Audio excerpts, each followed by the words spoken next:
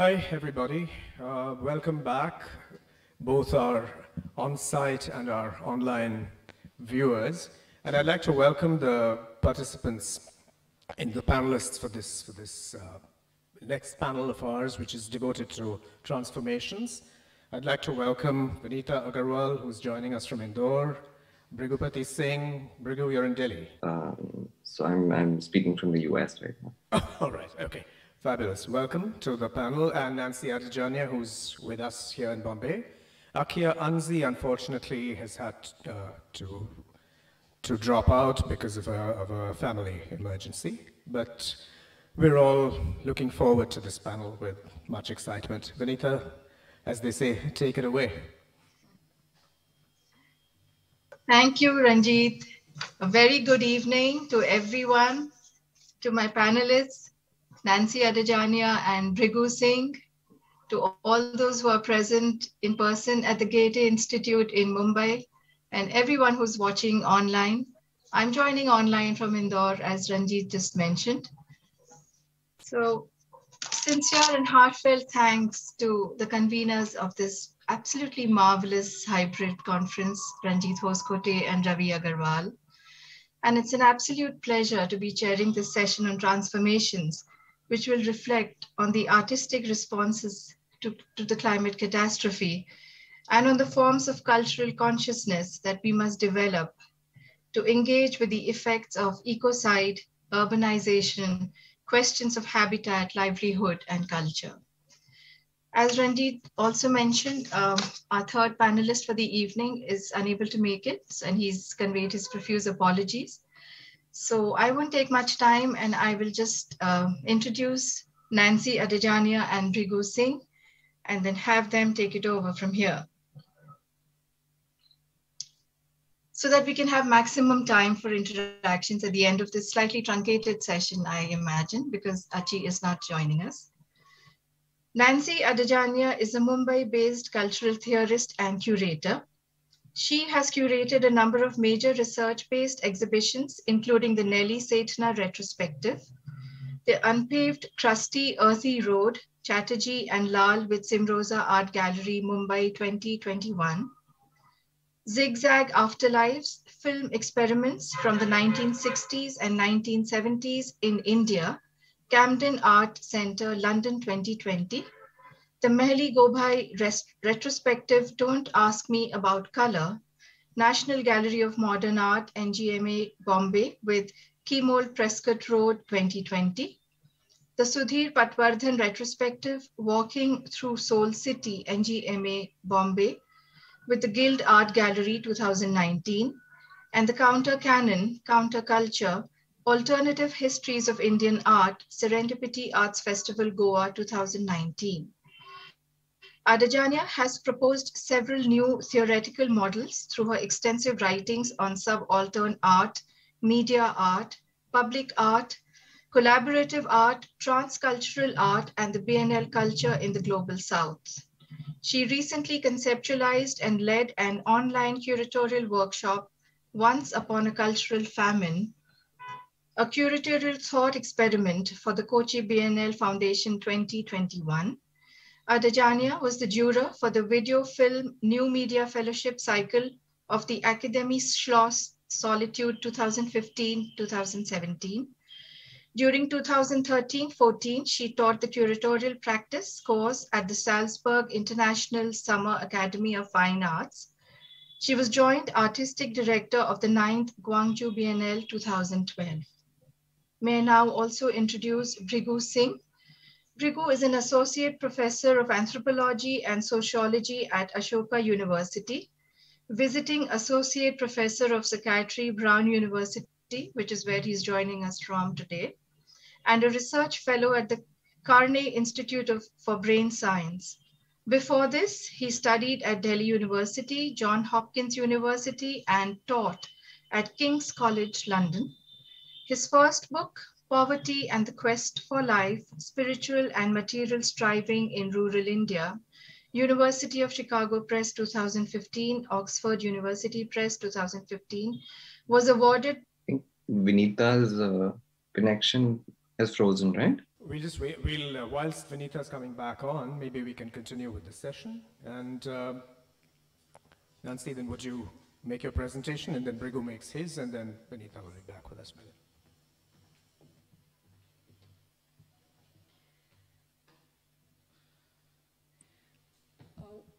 I'm very sorry that we've lost connection, but I'm sure Vinita will be back with us. Bhrigu, hello. I've read his book, Poverty and the Quest for Life, and I've loved it. And I think all of you also should get a copy of his book.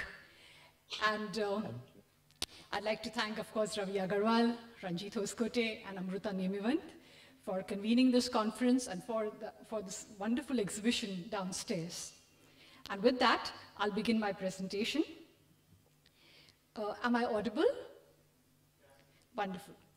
So, as the title slide says, my presentation is titled, The Tiger and the Crab, The Ethics of Coexistence.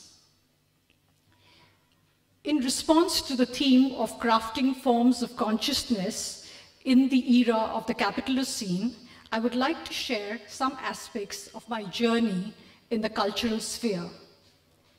I shall do so by invoking some of the crucial scholarly influences on my work, both as a theorist and a curator. And I'd like to speak experientially of my work in filmmaking and in historicizing and theorizing subaltern art.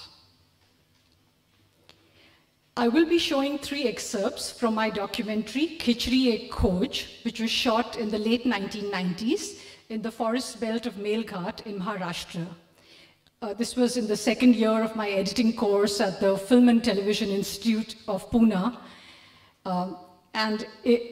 What you will see today is the pilot version made from the first schedule of the shoot. And the material is many generations down, transferred as it has been from a VHS tape. The original lies in a locker in my Godrej Almirah. It still needs to be transferred. But before I show you those excerpts, next slide, please. So this is still from Khichdi Ek Khoj. And the next slide, please. It's nice to see Vinita is back with us. Yes. Yeah. Welcome back. Thank you. Yeah. And what I'm going to do is that I'm going to rewind the narrative further back to the late 1980s when I was a student of political science at Elphinstone College. It was here that I began to pass the proverbial gap between the self and the other. Next slide, please. I discovered, as a student at the Elphinstone College Library, Gadamer's work, and especially his key idea of the fusion of horizons. At Elphinstone, I realized for the first time that what that obstinate noun, privilege, meant. It was heartbreaking to sit next to a student who came to class barefoot, to sense the struggle of the vernies, a derogatory term for students who came from non-Anglophone vernacular backgrounds, trying to grasp the humanities in a language that passed them by. The urgency of interpreting and translating between very dissimilar life worlds became real to me, and I was drawn to the practice of hermeneutics. Next slide, please. Gadamer's proposition of a fusion of horizons became a talisman for my future negotiations with the lives of people far removed from my own context. How do two subjectivities from different horizons, either historical periods or social contexts, life worlds, or ethical standpoints, meet, converse, become mutually transformed in a dialogic process? This ethic of mutual transformation has informed my writing on collaborative art practice, art as a social project, and my work with artists from marginalized communities or subaltern artists. Next slide, please. Apart from Gadamer, Gramsci's notions of hegemony and consent allowed me to veer away from the narrow economic determinism that was dominant in the left at that time. Elphinstone was in the last phase of its red decades, and Gramsci and the concepts of hegemony, consent, coercion, as well as the figure of the organic intellectual, allowed me to rethink this narrow economic determinism. Although much has been written about the figure of the organic intellectual, who first makes an appearance in the Italian Marxist Antonio Gramsci's prison notebooks, Gramsci's own reference to this figure is relatively brief. Most readers don't realize that the prose of the prison notebooks is often coded, elliptical, telescoped. Imprisoned by Mussolini's fascist government in 1926, Gramsci was writing to evade the censor. In his account, the organic intellectual is the one who belongs to and represents a revolutionary or subaltern class, and who injects a counter-hegemonic, emancipatory consciousness into a system whose institutions and discourse have been shaped and controlled by the traditional intellectuals. The function of the traditional intellectual is to legitimize a dominant elite. The concepts of fusion of horizons and the organic intellectual were part of my intellectual consciousness when I visited Melghat to make Khichdi Ek Khoj. The title of the film, as you would have gathered, ironically riffs on Nehru and stroke Sham Benegal's Bharat Ek Khoj, or Discovery of India. Next slide, please. Thank you. In the late 1990s, while studying at FTII, I had come into contact with an NGO in Pune, which was working with the Korku Adivasi community in Melghat. Every other day, I would read newspaper reports about Korku children suffering from severe malnutrition. Next slide, please. I decided to conduct research on-site to understand the reasons behind the children's death, examine the issues of food insecurity, their alienation from forest produce, their conflict with the forestry department officials in charge of the tiger reserve. I had next to no resources to make the film, but I decided to throw myself off the cliff and take my chances.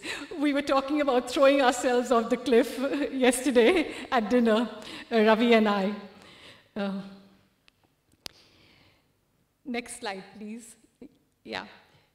So the film was shot like a road movie, visiting Anganwadis, schools, hospitals.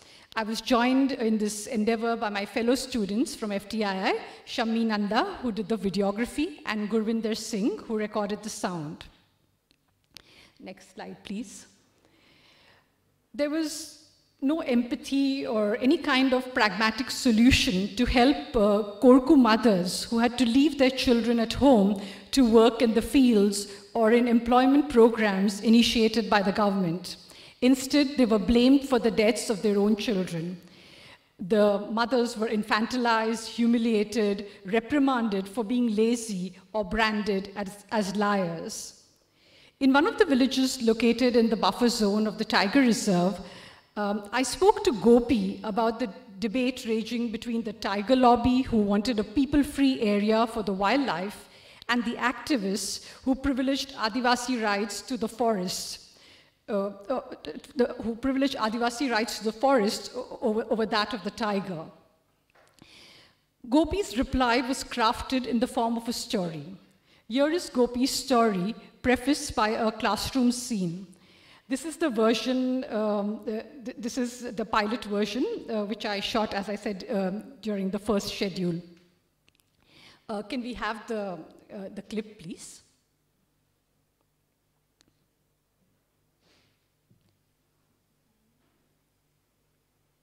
The sound, please.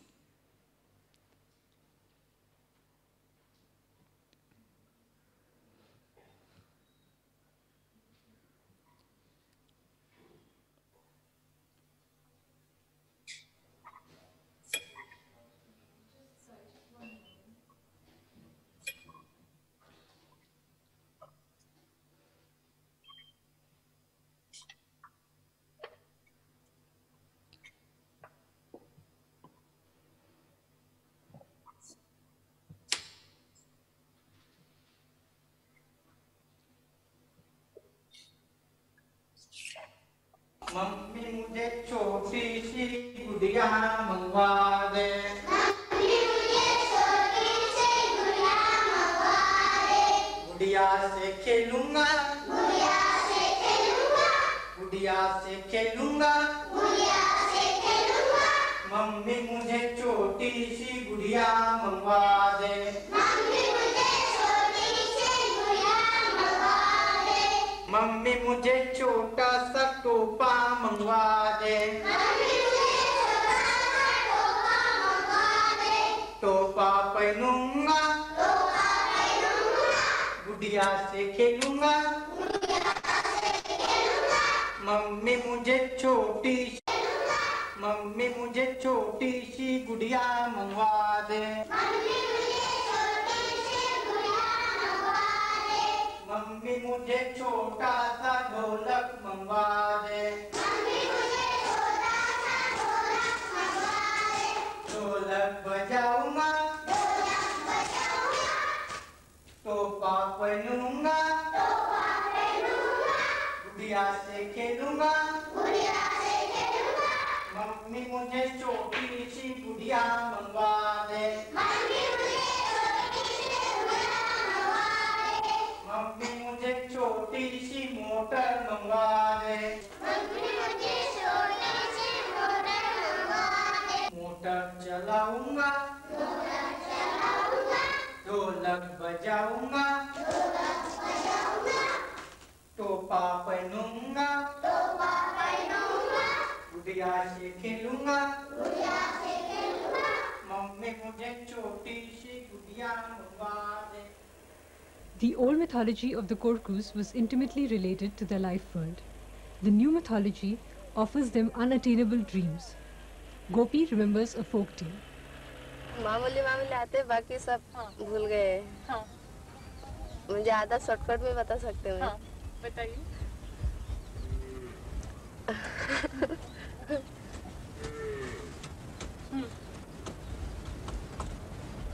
एक शेर था, ये केकड़ा, केकड़ा आप जानते हैं? मच्छी? नहीं, केकड़ा। 10 पैर रहते हैं उनको। हाँ। एक शेर थे, केकड़ा थे, तो शेर नदी में पानी पीने गए थे, तो शेर केकड़ा से पानी की दूरी में थे, तो शेर ऐसे पानी पी रहे, तो केकड़ा उसके यहाँ लगे हुए, उसकी जो 2 बड़े बड़े बोट है, उसे उसके नाक को काट दिए उसने। तो शेर ने कहा कि भाई मेरी नाक को तुमने क्यों काटी है? तो शेर केकड़ा ने कहा कि तुम बिना पूछे मेरे जल में मुंह क्यों लगाए? तो शेर ने कहा कि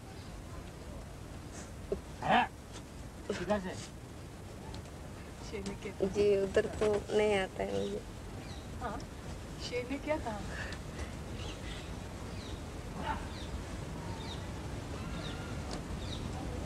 भूल गए उधर।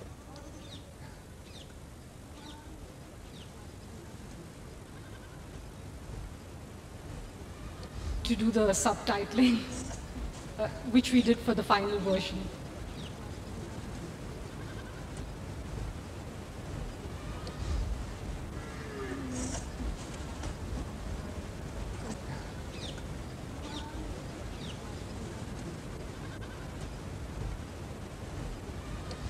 केकड़े ने कहा कि ये उनका इलाका है, खुद का जल का। और शेर ने क्या कहा? शेर ने कहा कि इससे पहले मुझे पता नहीं था कि जल में मुंह लगाने से पहले पूछना चाहिए। ऐसे मुझे मालूम नहीं था, इस कारण मैंने आपके जल में एकदम से मुंह लगा के पानी पी रही थी, क्योंकि मैं प्यासी था बहुत। मैं कहीं बहुत दूर से आ रही, कहीं भटकते मुझे कहीं जल नहीं मिली थी, इस कारण मैंने एकदम से आपके जल में मुंह लगाए। तो केकड़ा ने उसे इस तरह की सलाह दी कि आप यहाँ से इधर आप आते भी है तो पूछ के पानी पीना चाहिए। इस कारण केकड़नों से सल्ला बता दी, फिर वो उनके रास्ते से लग गए। इसके बाद कहानी खत्म हो गई।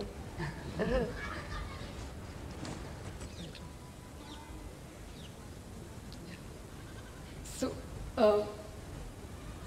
the teacher taught his Adivasi students in a language not their own.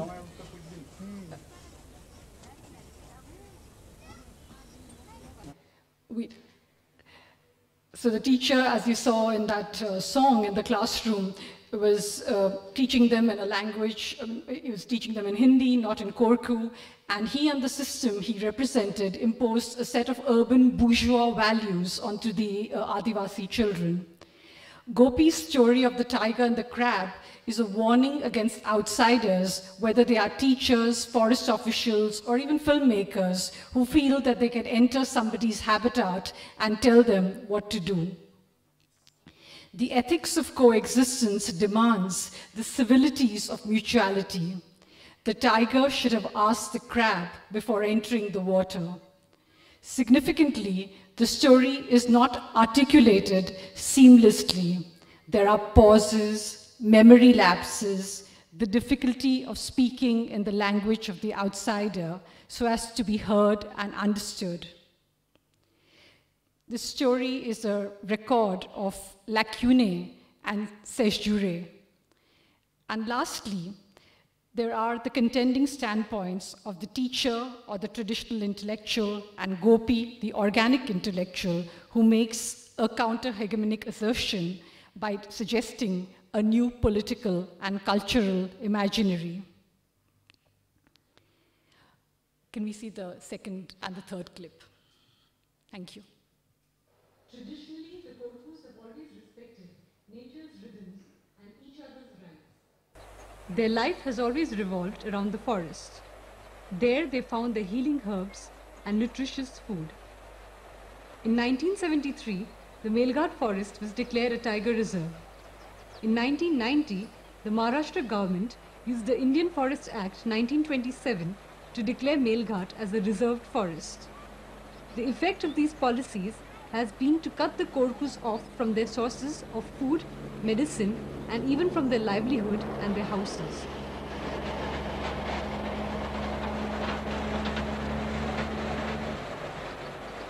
"22 villages face eviction under Project Tiger.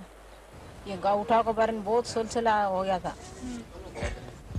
तुम चले जाओ, गाँव नहीं रहना, तुमको राज्य से जाना है कि नहीं जाना, तुम अगर तुम्हारे दिल से नहीं जाऊंगा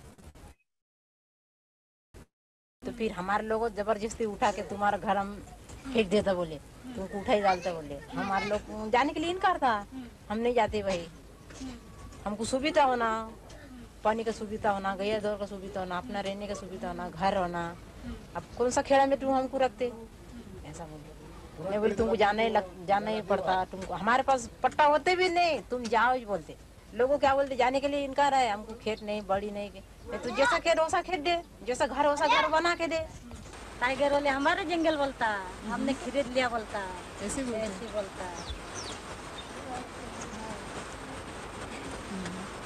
लेकिन क्या कोई जंगल कभी खरीद सकता है? देखना भाई, हाँ देखना, वो लोग तो हमारा जंगल है बोलता, घुसने नहीं देता बोलता, कोई लकड़ी नहीं लेने देता, कोई घास नहीं लेने देता, कोई पत्ता नहीं लेने देता, घेर भी चुएंगे तो सही रहे, क्या करेगा। The forest officials respond to the villagers' complaints. एक झाड़ है और उसको इतना ही टुकड़ा होना तो पूरा झाड़ गिराएगा और उतना टुकड़ा लेके जाएगा, बाकी सब पड़ा रहेगा। तो ये जो नुकसान हो जाता जंगल का, इस वजह से बहुत नुकसान हो जाता है। थोड़ी सी चीज़ के लिए वो उनके दिमाग में ये नहीं रहता कि अपन क्या कर रहे हैं। उनके क्या एजुकेशन कम होने से या सब उनका दिमाग की जो एटीट्यूड है, उसको क्या करना है फॉरेस्ट, उसको तो कई साल से दिख रहा है कि झाड़ है, उससे मुझे उसका क्या फायदा है ये समझता नहीं। वो झाड़ बोले तो हम ऐसा क्यों करके कि सूखा ही झाड़ काटता ना, हम गीला झाड़ नहीं काटते ना। निस्तार के लिए, जो घर के लिए हम सूखा ही काटते, नहीं तो गीला झाड़ नहीं लगा सकता। हाँ वही झाड़ काटे और जंगल पतला होएगा हाँ हवामान कम हो जाएगा, हाँ पानी का असर ज्यादा नहीं गिरता करके, उसके लिए हम भी तो धारता। जंगल पतले हो जाएंगे तो अपने रेंज में पानी बार बार नहीं जाता, हवामान का धुंध बढ़ जाता, बेमारी लचेरी बढ़ जाता, झाड़ जरूरी होना, ये सोच के हम भी थोड़ा निभाव, पहाड़ में रह रहे कुछ न कुछ है ना हमको भी विचार।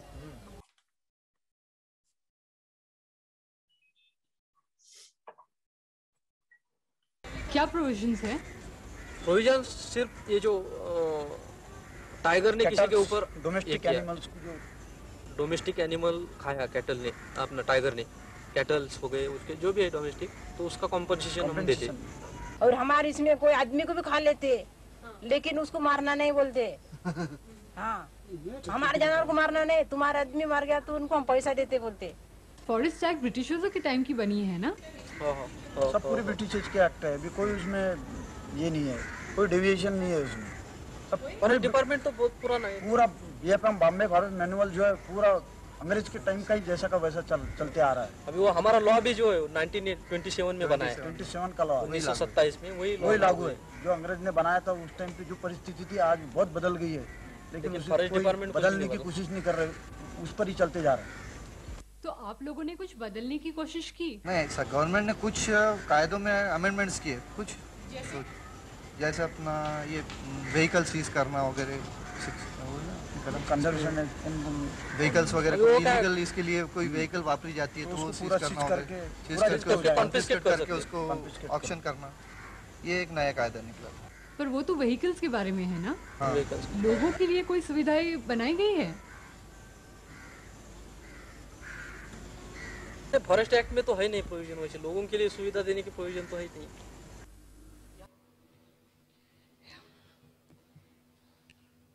Thank you. The forest officials just relay the official ideology that Adivasis are not suited for modernity unless they are radically reprogrammed. In the final version of the documentary, unfortunately I don't have that excerpt here, we see the Bomka, the shamanic healer, walking side by side with an Ayurvedic doctor, extolling the efficacy of the herbs in the forest. On the one hand, this shamanic healer talked about herbs that could cure the pain of, say, a lactating mother, but he also emphasized the need to use antibiotics when that was more efficient. I recall an arch rationalist friend who ridiculed alternative medicine, and he pointed to the contradiction in the Bomka's approach. Reading the Bomka's pragmatics as a self-contradiction, he pontificated to me that what he saw as a development documentary should be structured on a strictly binaristic principle, and the filmmaker should take a clear stand. Belonging to a family with 3 generations of homeopaths, I did not see any self-contradiction in the Bomka's approach. If anything, he was free of dogma and had the good of his patients at heart. Further, because of deforestation, the Bomka can't find the herbs he's looking for. It is the state's policies of exclusion and marginalization that has produced generations of malnourished children. It is a version of what the economist Joan Robinson used to call the development of underdevelopment. Whether it is the film I made, this film that I made in my 20s, or my writing to date, I have deployed, among many other methodological approaches, of course, the Goethe-Institut thick description method that demonstrates the richly layered reality of lived experience, which is an interplay of multiple impulses. When I saw Rajeshri Goody's ceramic ensemble in the exhibition downstairs, which uses food as a metaphor to critique a casteist society and its customs, it seemed like a sign. I knew that I had to show my film at this symposium, or at least parts of it. It was, as it happens, Rajeshri's father, Lokamitra, or Jeremy Goody, who had invited me to show my film at his Jivak Center at Dapodi in Pune on 3rd April 2000. It was the best reception my film had ever had. At this cultural center for people of the Ambedkarite Buddhist community, which included a large number of women and children, I was deeply moved by the empathy and an intuitive solidarity with which they understood the complexity of an embattled Adivasi community. These viewers had a sophisticated understanding of the issues which were lost on the Anglophone upper middle class caste audiences. Yesterday, Rahul Ranjan mentioned that his concern was looking at the affective dimensions of the climate catastrophe, which has a lot to do with acknowledging and translating experiences that elude the kind of master discourses that we bring in with our expertise. 5 years ago, I had edited an anthology for the Raza Foundation, which I titled Some Things That Only Art Can Do, a Lexicon of Affective Knowledge.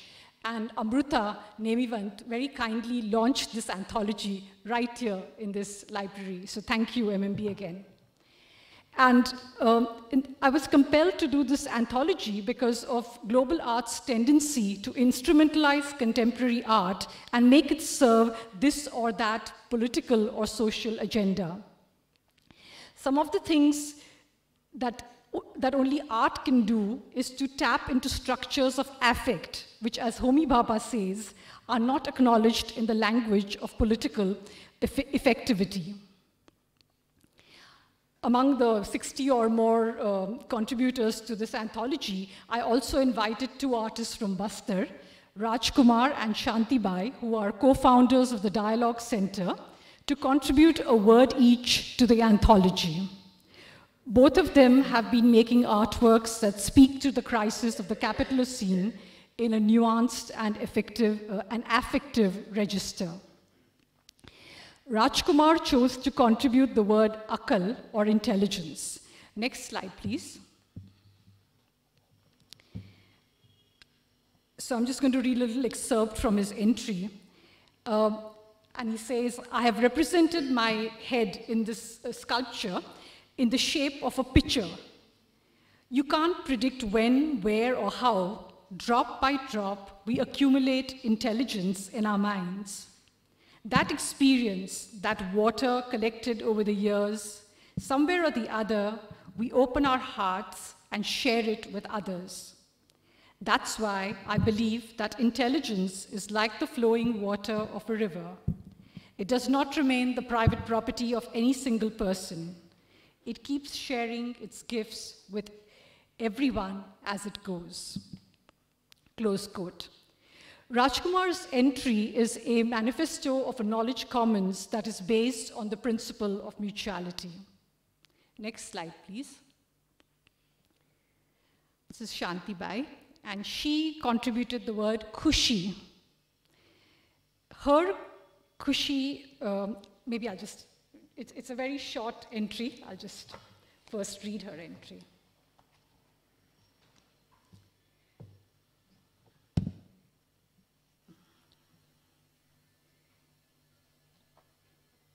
Yeah, khushi or happiness, noun, Hindi. To speak my mind through the medium of my artworks, which brings me joy. मेरे खुद के मन के विचार बोलने का कलाकृति के माध्यम से, इसलिए मके खुशी लागे से. Her, Shantibai's khushi or happiness arises from leading an artful life, one that is in consonance with nature. In her carved pillars or khambas, we see children conspiring with nature, conspiring in the sense of breathing together. Hers is not a nostalgic or romanticized view of nature. For instance, she recently made a suite of paintings on the Belladilla mining project.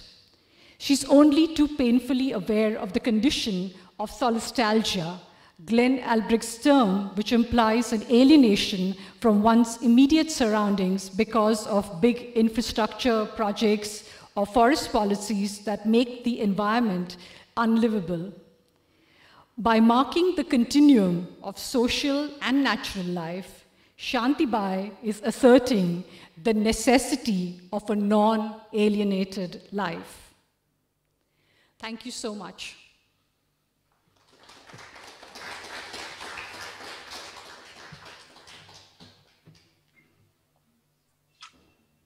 Thank you very much, Nancy, for that extremely evocative, moving, and touching presentation. It brought home so many emotions and sentiments, and your, the entire perspective of justice was extremely well conveyed through the movie, through the film that you made, through the excerpts that we saw, and through the text that you shared with us. And some of the phrases that you used, like future of horizons, development of underdevelopment, embattled Adivasi community, tap into structures of affect and principles of mutuality. These really stood out. Maybe we can discuss them at the end of Bhrigu's session. We can have a collective discussion on both the presentations.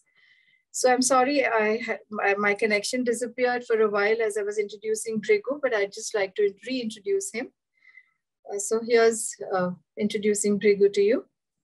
Bhrigupati Singh is an associate professor of anthropology and sociology at Ashoka University, visiting associate professor of psychiatry, Brown University, and a research fellow at the Carney Institute of Brain Science. Before this, he studied at Delhi University, Johns Hopkins University, and taught at King's College, London.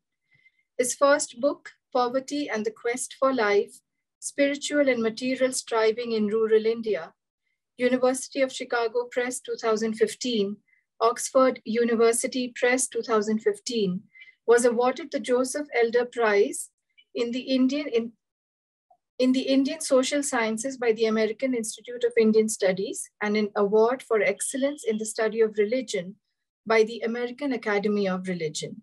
He is currently working on a monograph titled Waxing and Waning Life, based on a long-term field work in community psychiatry clinics run by the All India Institute of Medical Sciences. Over to you, Bhrigu. Thank you so much, Vinita, for the nice introductions. And my sincere thanks to Ranjit, Hoskote, and Ravi Agarwal for inviting me to be part of this conversation. Can you hear me? Yes. Yes. Oh, perfect. So thank you for inviting me. It's really nice to be part of such a creative range of interlocutors. And to the Max Miller Bhavan as well. I had many years ago as a 15-year-old gone to Germany on a Max Miller Bhavan fellowship. And it made actually an enormous difference to my life. Today, almost 2 decades later, my daughter, who's 8 years old, speaks German.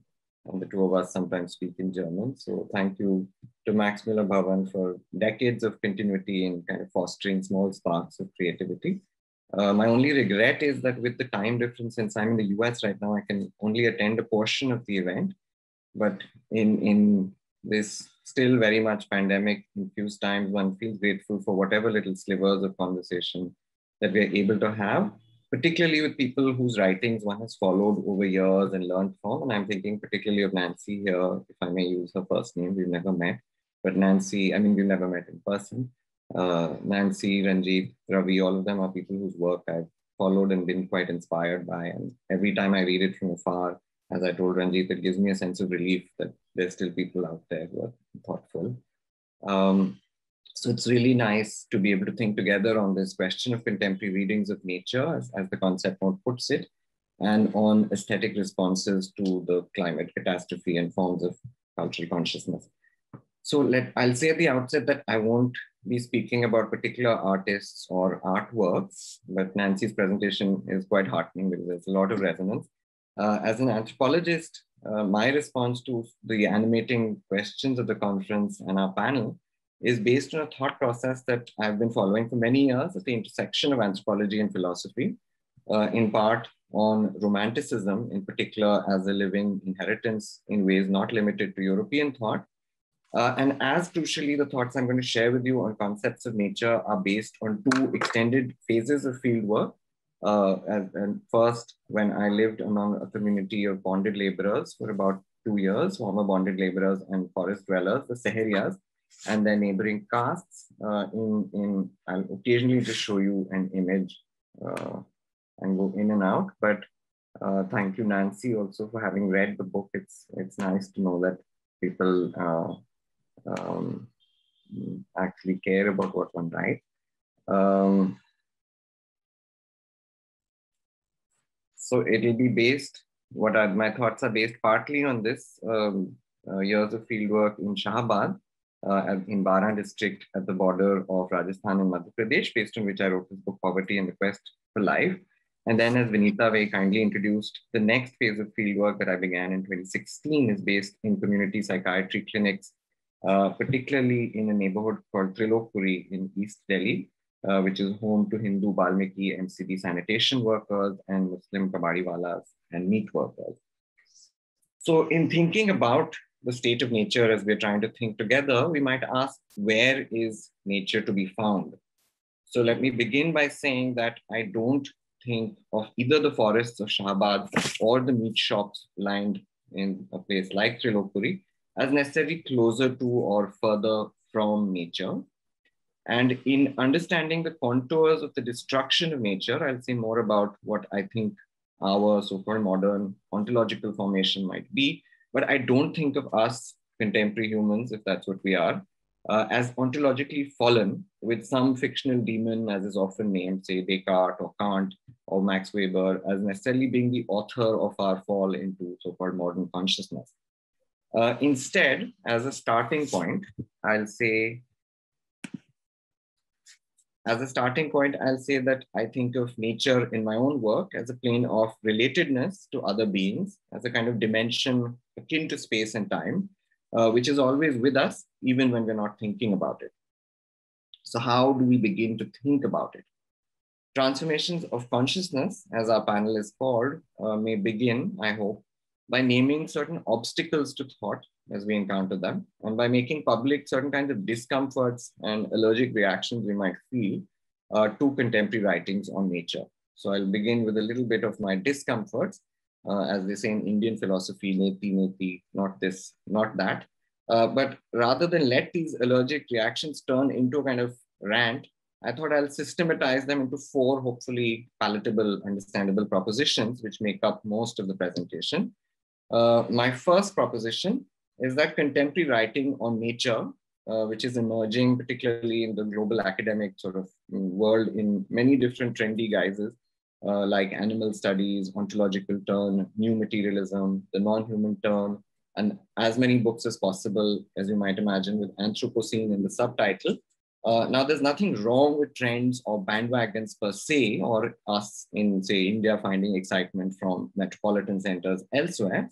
But from the perspective of India, I will say, and coming from a family where, as a child, I had the good fortune to witness and overhear some of the most exciting environmental debates that particularly my father had been involved in, scholarship and legal activism in the 1980s and 1990s, it's sometimes infuriating to see how global writing on the climate crisis, including thinkers like Dipesh Chakrabarti and many others, entirely eclipse the highly developed realm of environmental thought and activism in a place like India, as if we were entirely unconscious before Al Gore awakened us to environmental issues, or whoever it is that first alerted everyone to the climate crisis.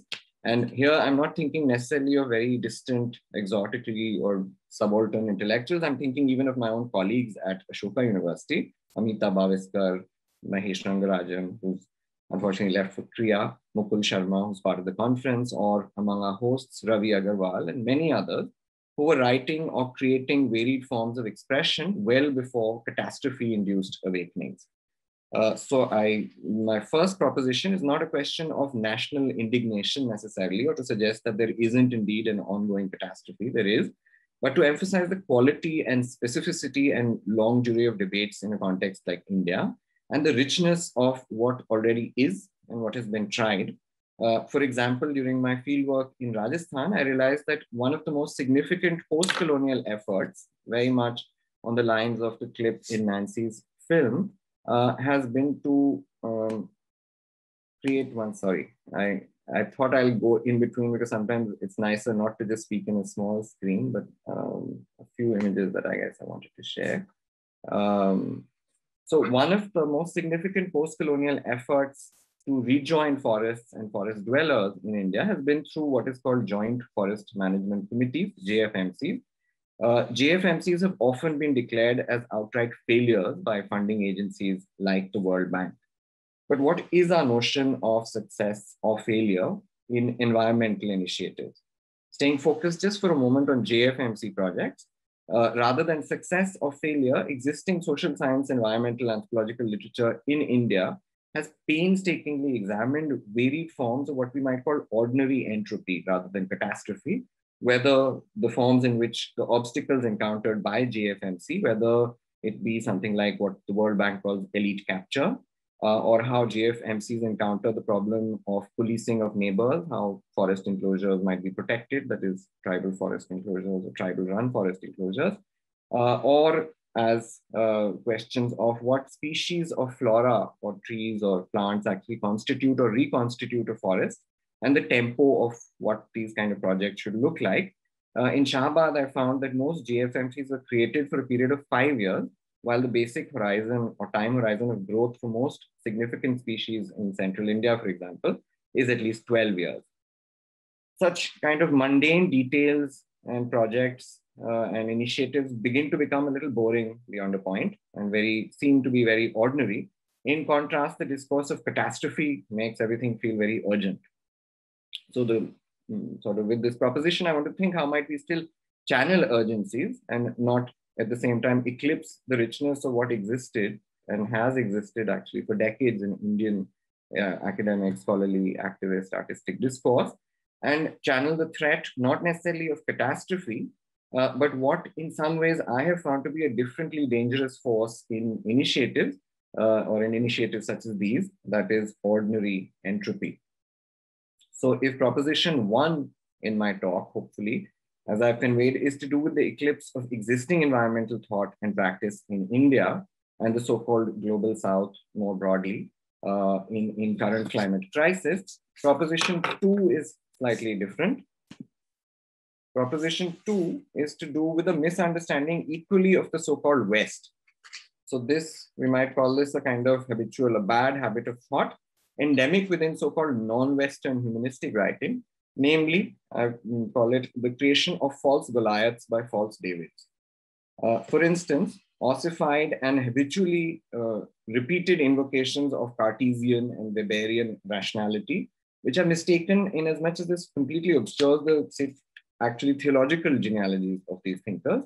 So Descartes, for example, was writing a book called Meditations, in which he was trying to answer the most common medieval Christian theological question, which is how do you prove the existence of God? And in the course of this investigation, Descartes arrives at a more terrifying question, not the existence of God, but how do I prove that I exist, that I'm not in someone else's dream right now, to which Descartes gave an extremely tentative answer, I think, therefore I am. So how, for many people, this fragile, disputed maxim came to be seen as being at the root of our current ontological crisis is an entirely a mystery unto itself, which I won't solve. The second proposition, though, is not about Descartes, but a different obfuscation of the so-called West, or how people use the term the West, much more tragic and diminishing for contemporary consciousness of nature, namely ignoring or eclipsing the inheritance of Romanticism, in particular German and English Romanticism, an absolutely global legacy if one considers the extent to which Romantic texts influenced founding post-colonial figures like Tagore, Muhammad Iqbal, or Gandhi in a South Asian context, or many others. Vivekanand, for instance, went to meet Ramakrishna Paramhans because he read a Wordsworth poem in a classroom in Calcutta and asked his teacher where he might find a living instantiation of this form of consciousness, to which his teacher told him to go meet the Pujari at the Pali temple in Dakshineshwar near Mumbai. So Romanticism, just to emphasize, is very much a global movement and has had many varied impacts in afterlife. But what do I mean by the eclipse of Romanticism? Just to give you one instance of this, what I think of as a blockheaded habit of thought. Sorry, as I was writing this, I was kind of expressing, as I said, allergic reaction. So here's one allergic reaction to a book called The Great Derangement, in which the author Amitav Ghosh astonishingly suggests that he is among the first to discover the non-human or non-human consciousness as a problem for modern literature, as he says, occasioned by the urgency of the global climate crisis. Here is Ghosh, I quote, "It was in exactly the period in which human activity was changing the Earth's atmosphere that the literary imagination became radically centered on the human. Inasmuch as the non-human was written about at all, it was not within the mansion of serious fiction, but rather in the outhouses to which science fiction and fantasy had been banished." End quote.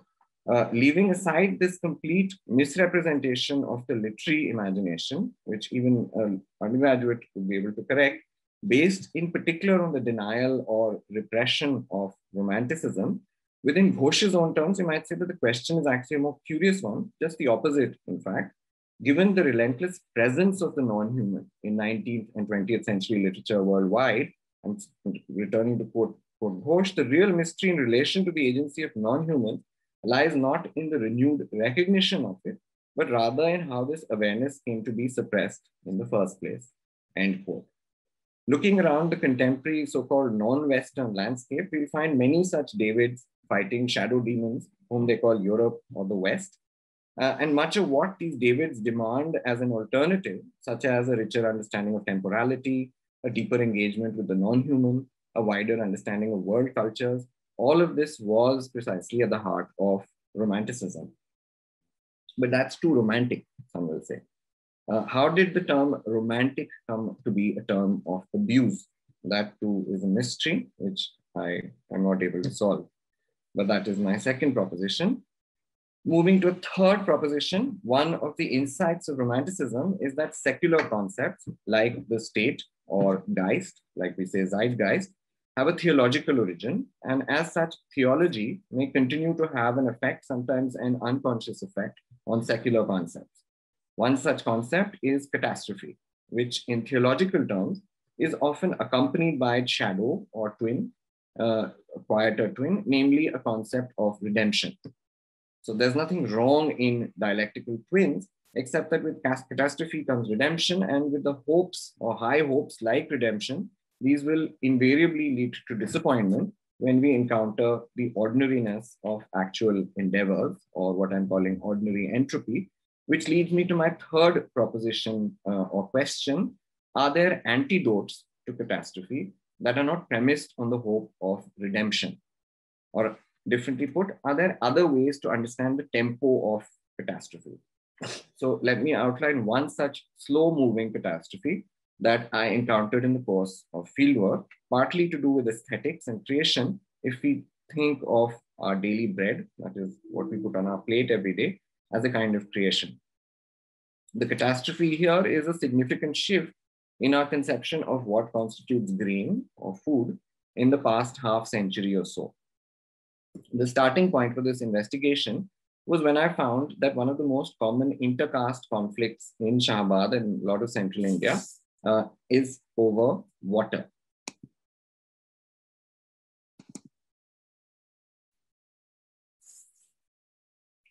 With water scarcity having become an increasingly pressing issue in what used to be relatively lush parts of India, I found that this emergent water shortage is directly linked to a gradual dietary shift seen in many other parts of the world, from coarser grains such as millets to finer grains such as wheat.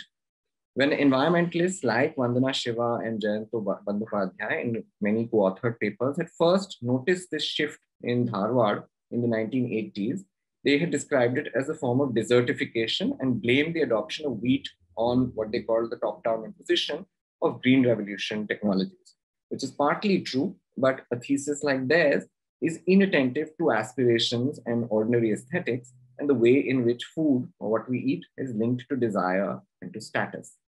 Until a generation ago, a lower status group like the Saharias, and nearly all lower status groups, ate wheat maybe once a year on festivals. Eating wheat now, which is much more widely available because of green revolution technologies, is considered for many, or was considered a sign of upward mobility, since so-called coarser grains were seen as sort of a poor man's food, like bajra and a whole range of millets. Among elites too, until the 1970s, wheat was more of an occasional festival food or part of a wider cycle of grains.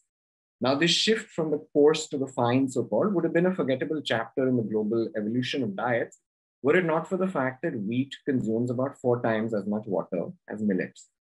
In a context like India, according to most accounts, 80% of water usage is still agricultural. According to conservative estimates, as a result of groundwater overpumping, about 50% of the world's population will face some kind of water shortage by 2040, a shift that is caused in part by seemingly ordinary dietary changes such as these.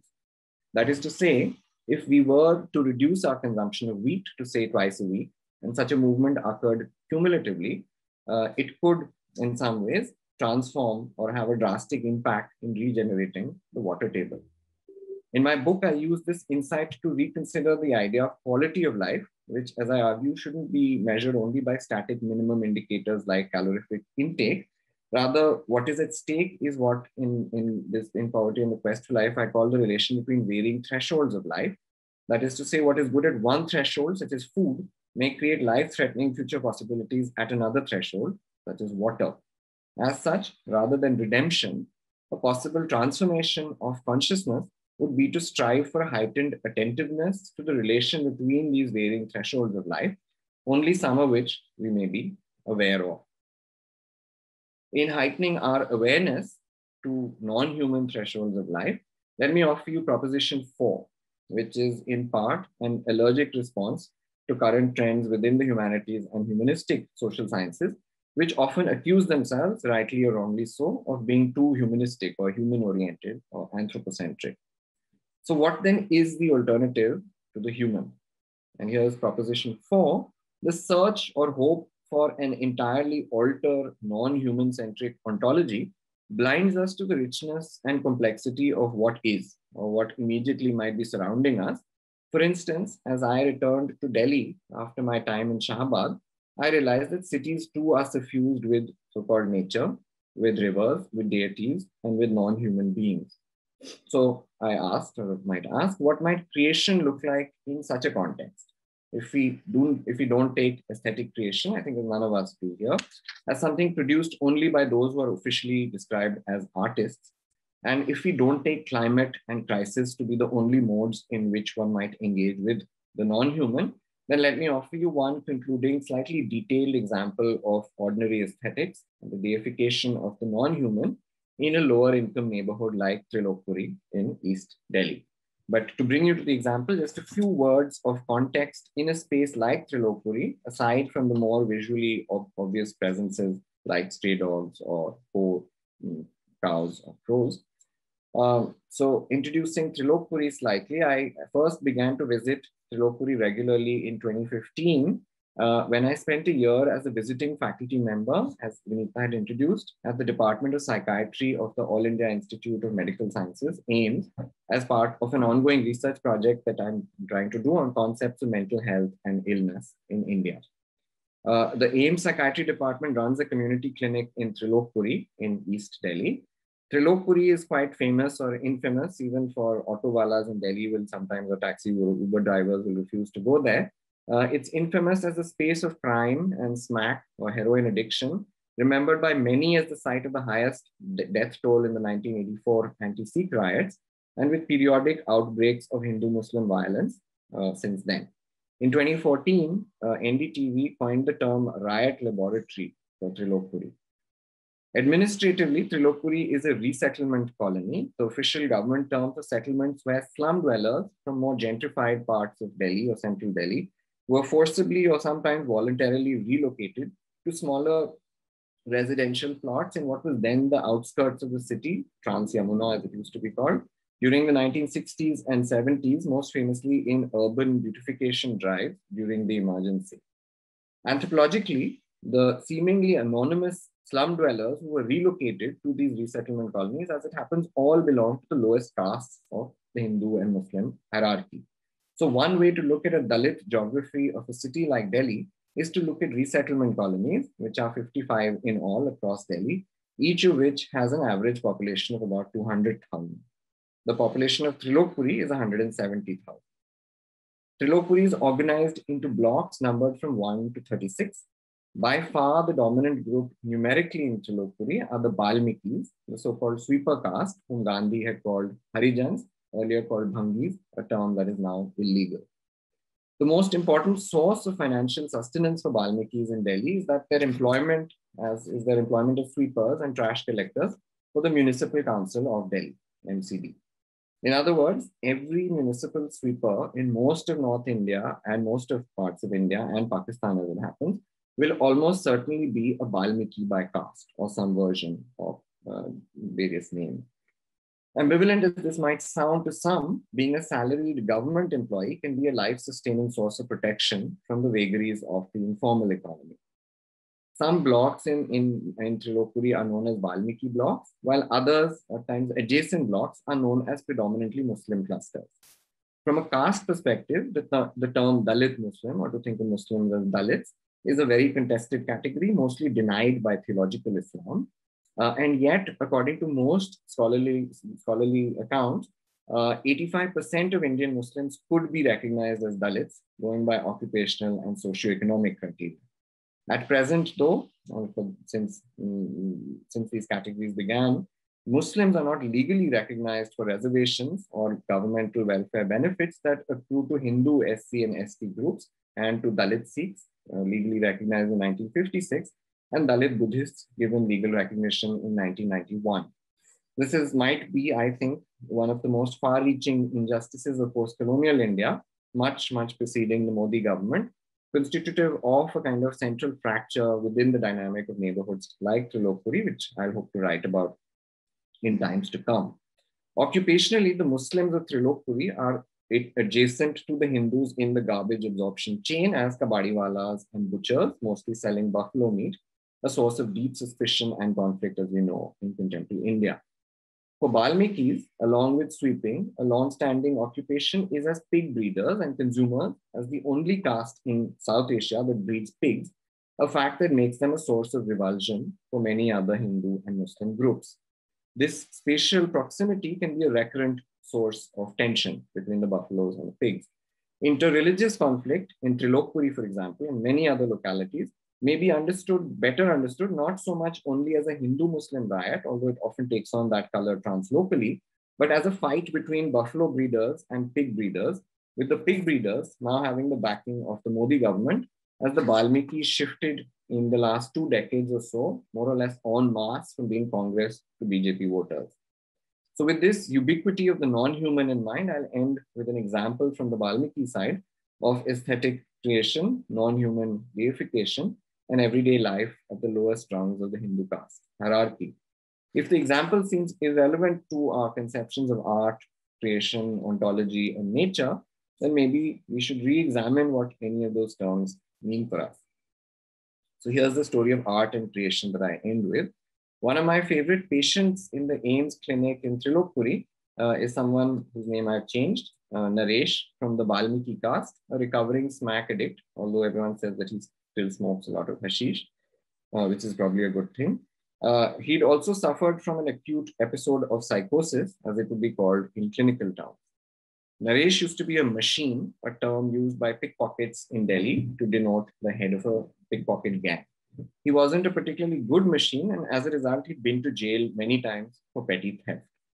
After meeting Naresh many times over the course of 2 or 3 years and having proudly heard from him the intricacies of pickpocketing and the history of the leading local goons or badmashes, as they're called, or some may think of them as minor sovereigns in a space like Trilokpuri, all of a sudden, a year or so before the pandemic, Naresh told me that he had decided to change his ways. Sir, I'm leaving drugs and all badmashi, he told me. I've decided to devote my life to building a temple, declared Naresh. It's a temple for Ganeshji, he said. There isn't a single Ganesh temple in Trilokpuri. He was absolutely right.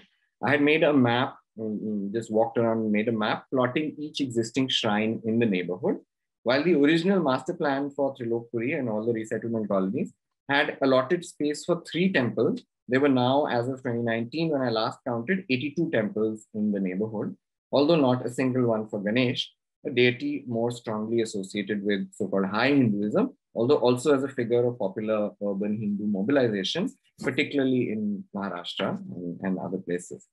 The temple is right here, next to the clinic, he said. Do you want to go see it? So I said, let's go and see it. And here it is. I was interested in this temple from three perspectives. First, from the perspective of addiction studies as a site of Naresh's self-recreation or self-fashioning and his return to a kind of social order, which was a major source of relief to his mother and sister, MCD sweepers, whom I'd also come to know and through whom I had begun to realize how strongly the burden of heroin addiction falls on women within a household. Second, I was interested in the temple as a site of antagonism, since constructing a shrine on public land can be a source as much of social tension as of veneration, even amongst or within Hindus. In this sense, I realized that the Hindu rights Ram Janambhoomi campaign stoked a very deep and sort of extremely embedded antagonism in neighborhoods across the country over spatial occupation that particularly lies at the heart of resettlement colonies and the question more broadly of what it means to settle and to declare one's sense of belonging and ownership of a locality. From the perspective of religious studies in this and earlier work, I've been interested in how the gods of the so-called great or Puranic Hindu traditions come to inhabit the everyday life of lower castes and tribes, and what conversion might come to mean within the framework of Hinduism, if we are to understand it not just as Sanskritization or the imitation of upper caste norms, as one of the founding figures of my discipline, M.N. Srinivas, had called it. Many might assume that lower caste contestation necessitates or is necessarily a move outside of Hinduism. But in what ways should we conceive of forms of becoming within Hinduism? And this question is relevant for the basically overwhelming majority of Dalits and Adivasis, most of whom quite strongly self-identify as Hindus. And it is relevant for Indian political culture more broadly, since if there's one difference between the Advani-Vajpayee avatar of the BJP and its current Modi-Shah iteration, it is that the older formation was thought of as primarily an upper caste or Banya party, as most lower castes across India called the BJP at the time in the 1990s. In contrast, Modi and Shah have the Balmikis behind them en masse, and many other lower castes have also ceased to identify with formally dominant, like obviously with the Congress, but also with dominant lower caste political formations like the Bahujan Samaj Party. So why did you decide to make a temple for Ganeshji? I wondered out aloud to Naresh. He's not at all associated with the Balmikis. It's true, he wasn't, Naresh agreed, but Ganeshji was born in our house. Meaning what? I asked. Naresh looked a little embarrassed. You know how our caste breeds pigs? Yes, of course, I know, I said, and reassured him and told him I also eat pork, in fact, I added, hoping to slightly dispel his unease. We had never discussed this in over 2 years of meetings, relatively regular meetings at the clinic. We used to have a very beautiful Suarni, that is a sow. Naresh continued. She gave birth to 8 children, one of whom was Ganeshji. He was born at 9 a.m. and died at 3 p.m. on the same day. Hundreds of people came that day from all over Delhi to view the miracle. Even media people came. We had many photos, but our relatives took them away to their houses as blessings. Now we have only one photo left. You want to see it? It is the centerpiece of our household shrine. We began this temple at the site where we buried Ganeshji. So let's see the photograph.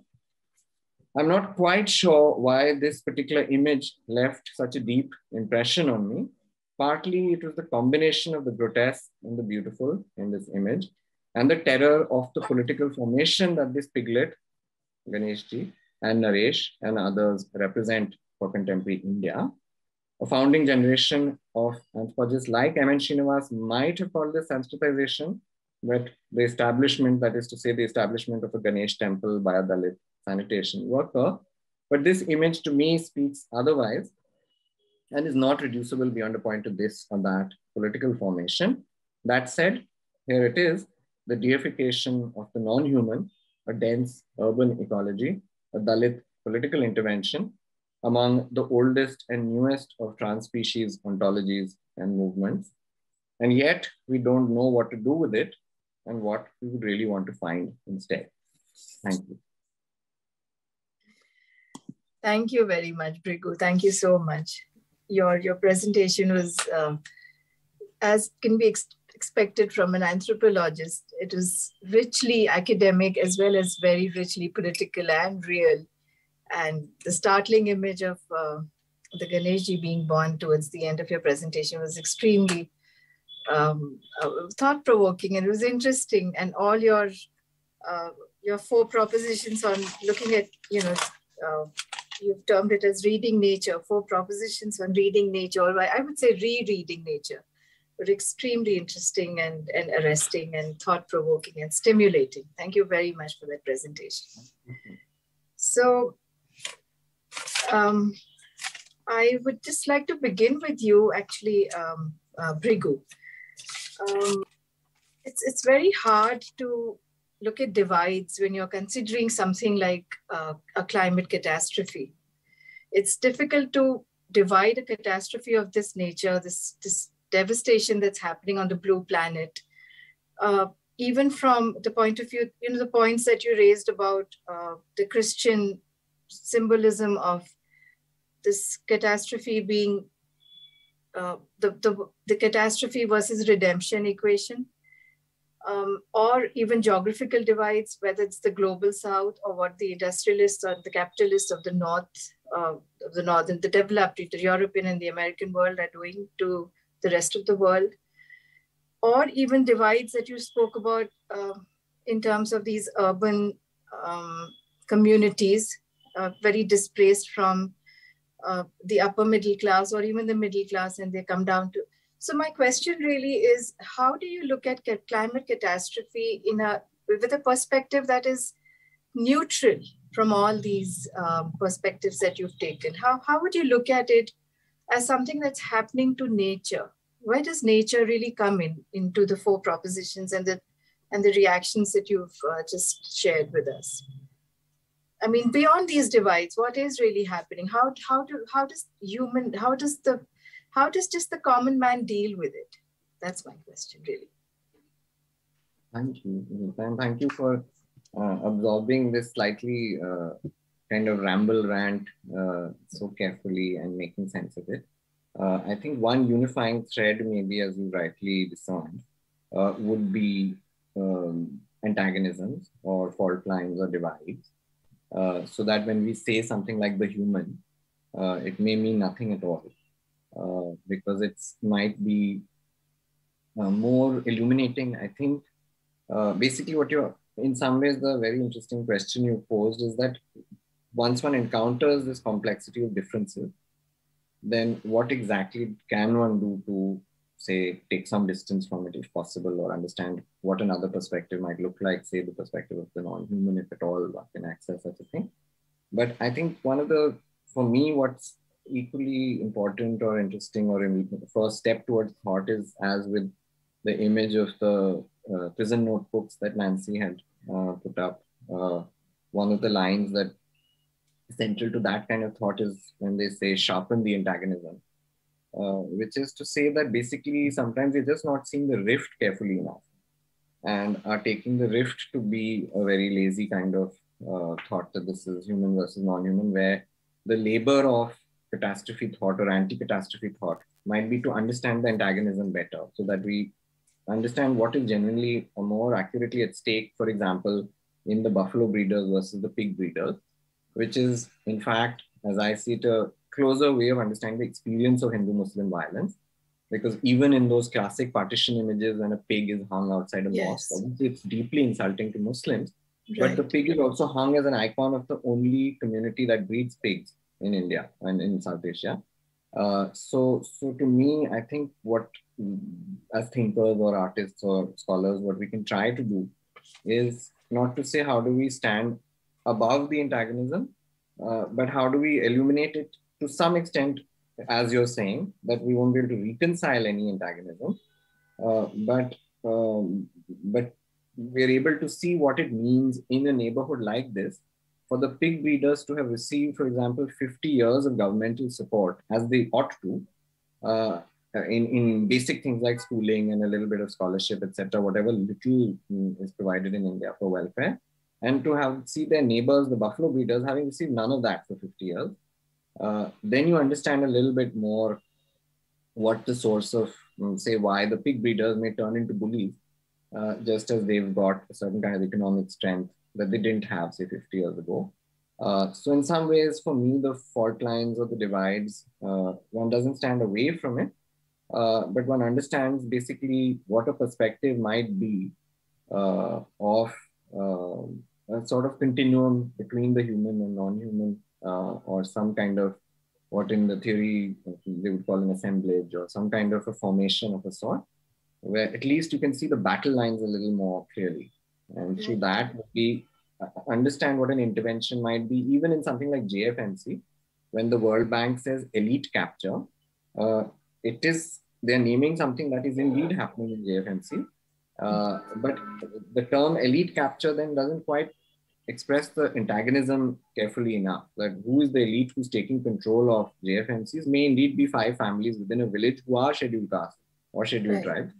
But how do you understand the notion of elite then with some kind of a different kind of fault line? So I would say that the question you posed is a very sharp one, but I think sometimes it's more difficult to retain the antagonisms or sharpen them rather than say, how do we go away from that?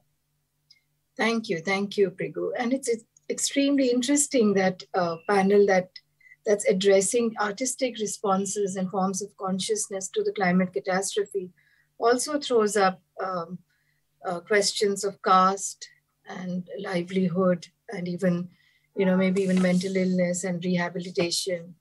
It's extremely interesting how these matters are so fluid, and how the territories that they capture can like I said, it can just cross over to any boundary. There are no boundaries, rather than it's all just so fluid.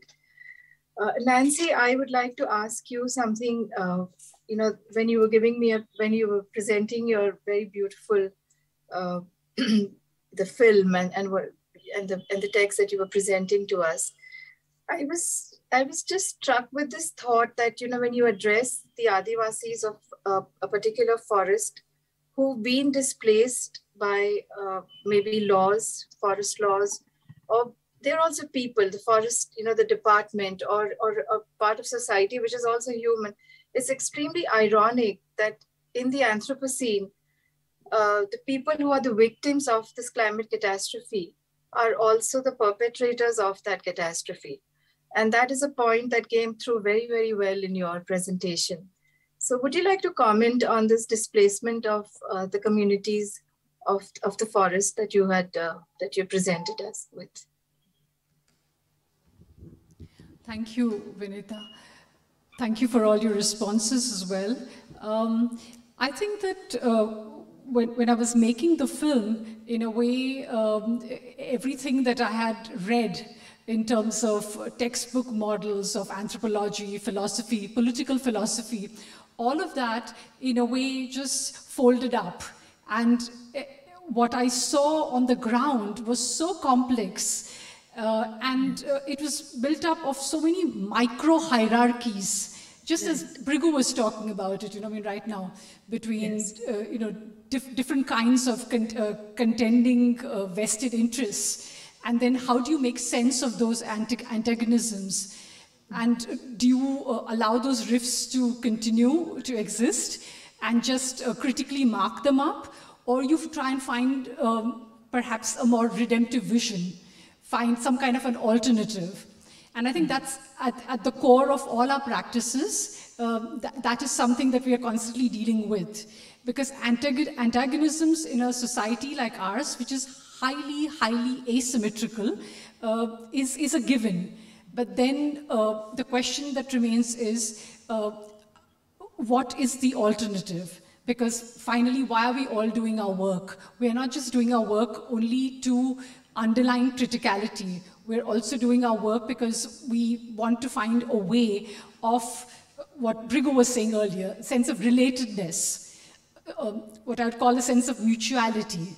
So how do you do that? And you're right in pointing out that people who are the victims of the Anthropocene are also the perpetrators. And that's why I say it's micro hierarchies. It's not just simple binaries, government official, Adivasi, man or woman.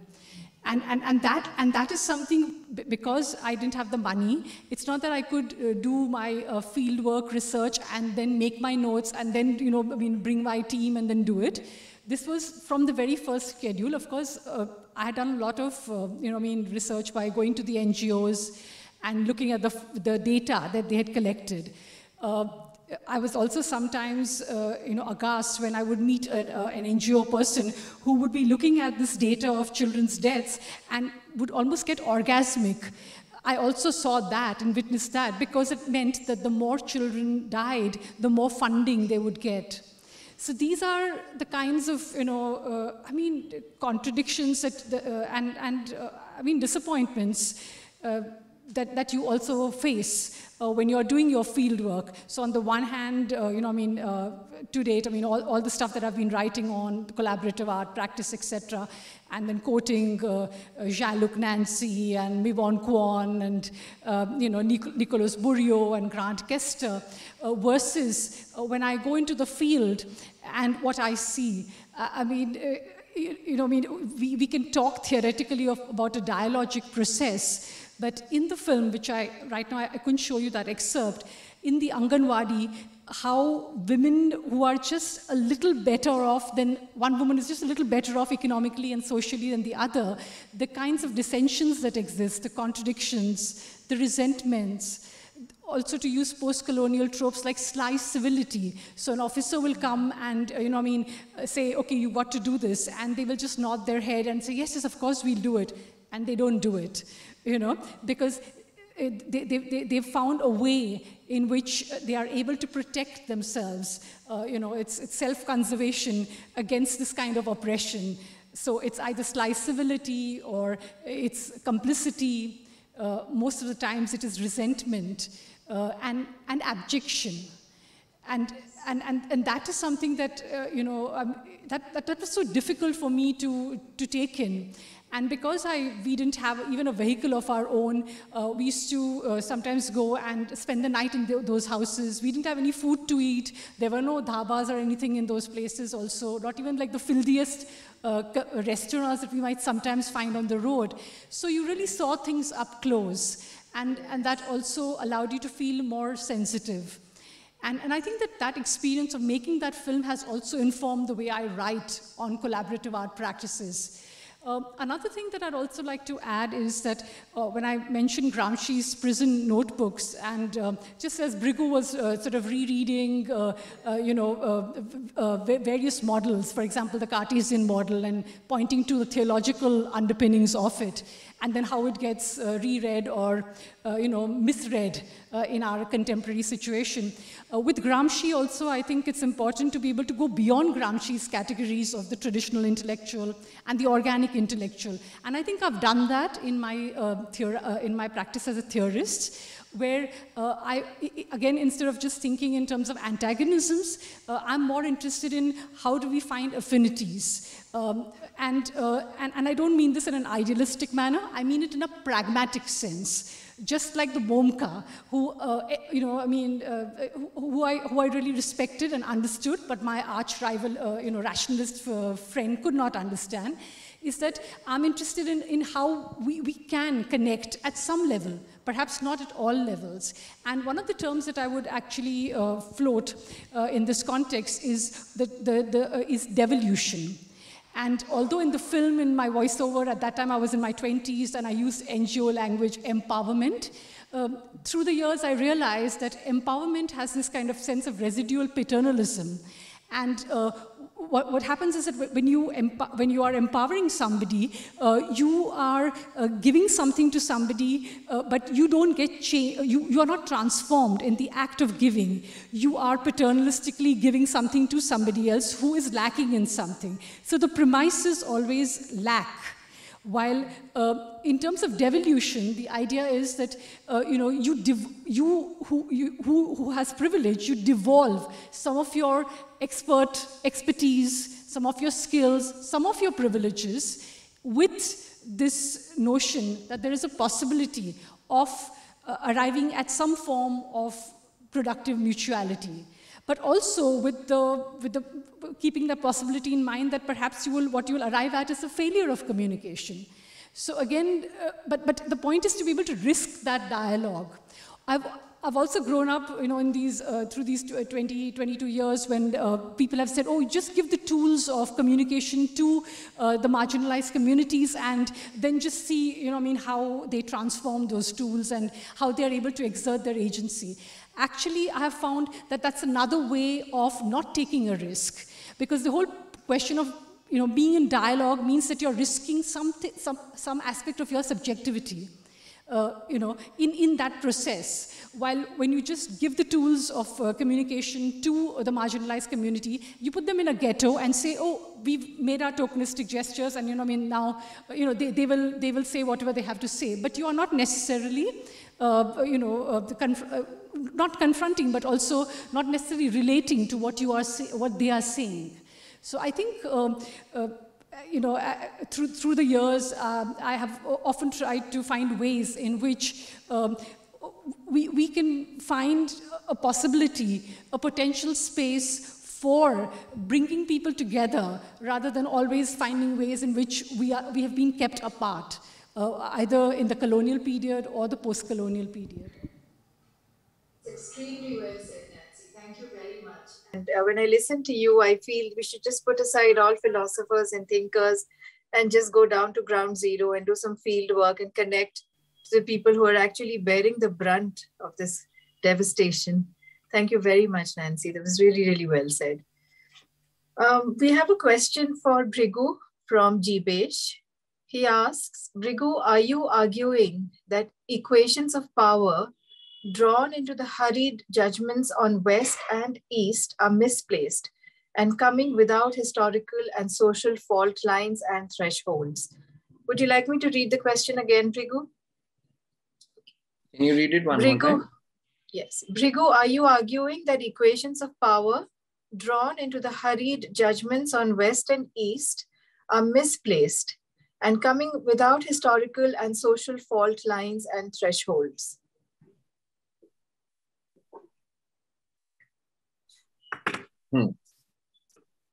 So one of the things I just wanted to mark also, just before I answer Jibesh's question, is in this, one of the resonances, I think, with Nancy, very moving, yes, but what she was saying and the presentation, I think it's interesting to gather up thoughts from, in a way, in a panel, this part of it allows us to bring together some of the strands of what happened in some ways.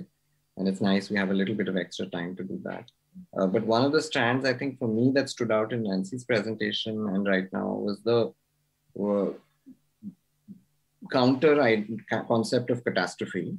That is to say that if catastrophe doesn't become the imperative or how urgency is framed, then I think I liked very much in this comment also Nancy's invocation of not the organic intellectual, but the orgasmic intellectual, who needs figures of death and catastrophe in order for their funding to be justified. But I think one of the questions is what other notions of, say, urgency or negativity might one have different from catastrophe? And one I've proposed is ordinary entropy or the ordinary, in the sense that what one might encounter with, catastrophe, one of the reasons is disappointing is that your request may be actually very ordinary, that can we teach these children a different song, for example. Now that won't solve the climate crisis, or that won't have such a high stakes kind of as catastrophe and redemption. Or like, in JFMC, how do you understand some sort of circulation of families as different from, say, one set of 5 families controlling it, or some of the ordinary entropy you might discover in the course of an initiative as it plays out over 10 years. It's very hard to sustain the initiative in a way that has certainly an impact on climate crisis, but may have nothing to do with a crisis or a catastrophe as such. So I think one of the nice resonances I sense with Nancy's work is and presentation has been on what would be counter ideas or counter forms of urgency that aren't based on some notion of catastrophe. To answer Jibesh's question, I don't know if it is Jibesh Bakchi or not who's asked the question. but that doesn't matter. The name Jibesh itself brings a lot of affection to my mind as someone who I'd had a lot of these conversations with for many decades. But basically, I would say that this category of the West certainly is a relation of power. But I think for me, the essay I'm right now trying to finish, as one hopefully always has some little thing you're working on. The little thing I'm working on right now is an essay called What Comes After Post-Colonial Theory. And one of the issues for me is that what was true for an earlier generation may turn out to be dishonest for a subsequent generation. So I think the way in which the category of West was used by an earlier generation, which is actually also fictional in some ways. Because as I said, Vivekananda went to Ramakrishna Paramhans, not that I'm a big fan of Vivekananda, but Vivekananda went to Paramhans because of a Wordsworth poem. So it isn't that basically the constitution of these categories partly is fictional, but partly for us, it might be an obstacle to thought. That is, how does one overcome a certain notion of West when it stops you from thinking, when basically the sum of your argument is that it's against Cartesian dualism. Well, Descartes actually didn't actually say mind, body, and had a much more interesting problem at stake, as I tried to hint. Or Weberian rationality. Max Weber is actually a brilliant thinker of religion and how it becomes secular, etc. And Protestant ethics is a fantastic kind of stunning thesis of how theological ideas continue into secular life as an ethos and a lived reality. So to just have certain obstacles to thought is what the West, non-West in my using of the term is meant to denote. That how do you kind of not get stuck on a certain very easy endpoint in your thinking and not blame something that is a false Goliath, as I'm saying, the West. And even if there is something like the West, then actually Romanticism is as important a part of it. And one of the dangers of someone like Edward Said is that it dismissed some of the most fantastic work in, say, German Romanticism and its interest in Sanskrit scholarship. It was not just in order to control the Orient. They had no interest in colonialism of that sort.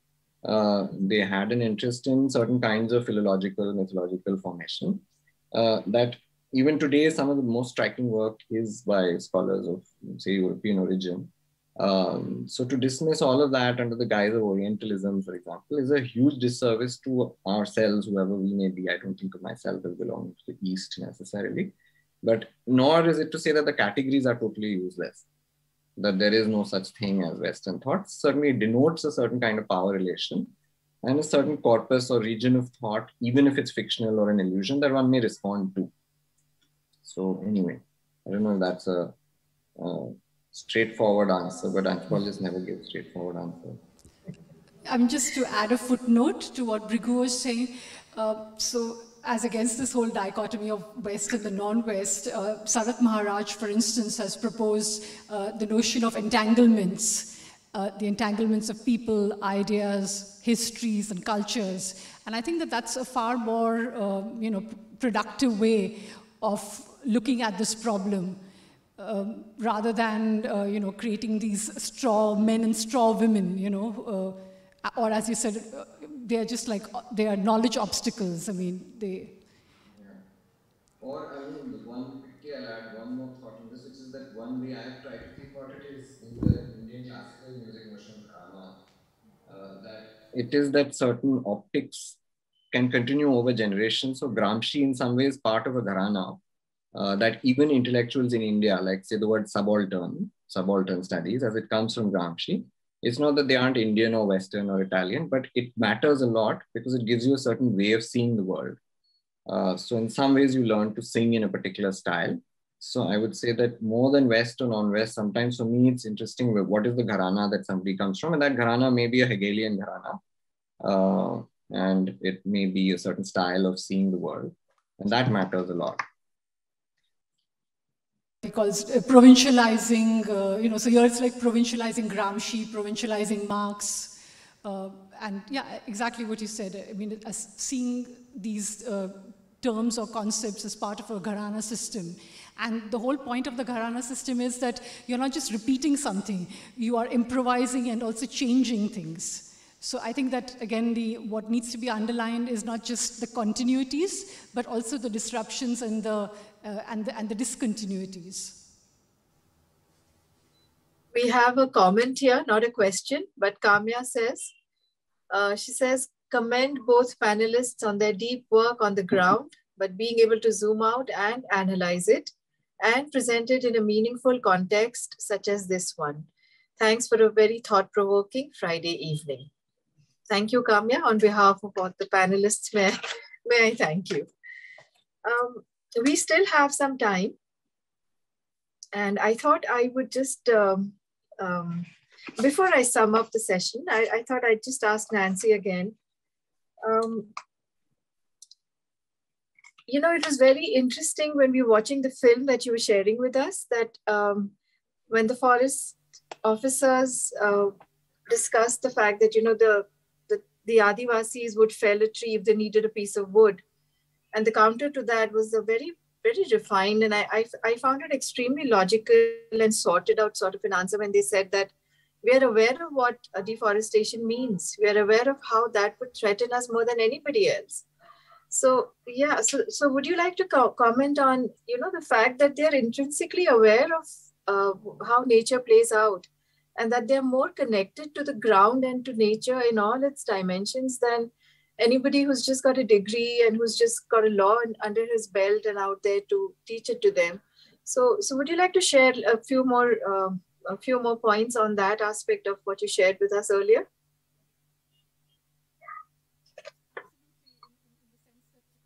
These clips that I showed, actually, I shouldn't even have annotated them, because if they are powerful enough, then I think everybody would sort of understand them and assimilate them. But you're absolutely right. I mean, the problem is that the Indian state has continued these colonial laws. For example, the 1927 Indian Forest Act. And even during the lockdown, for instance, when the parliament was in abeyance, they were tweaking the labor laws, increasing the employment hours. They were also trying to make new provisions for the Indian Forest Act, and in fact, making it much more punitive, again, on the people who would not, the Adivasis would not be able to use, to have access to their forest produce. So the way in which the Adivasis are treated is always through this lens of infantilization or penalization. They are never seen as human beings. And that's why I mean, the Gopi story is very important, because, of course, it's also a performance in its own, it's a performative act.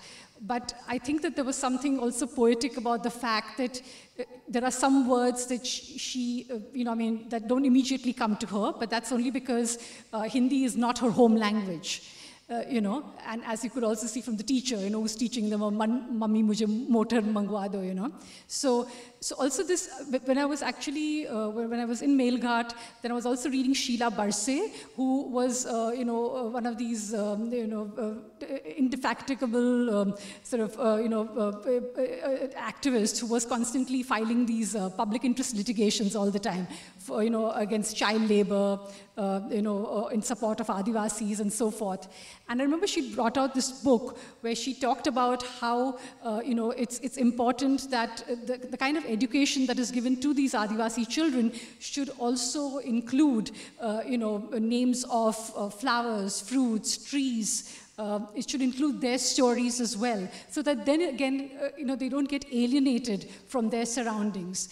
The reason why I ended with Shanti Bai in the end as a kind of manifesto for a non-alienated life, I think that's very, very important, because otherwise, we're always talking about fire and brimstone, catastrophe, and exactly as Bhrigu said, I mean, it's a bandwagon, it's an intellectual constellation, so we name all these theorists, and then we all say, oh, of course, we all know these theorists. We will all mention solastalgia at least 5 times in the conference. I also mentioned it. We're all part of the intellectual constellation. It is a useful term, of course, but in the end, we are just basically an echo chamber.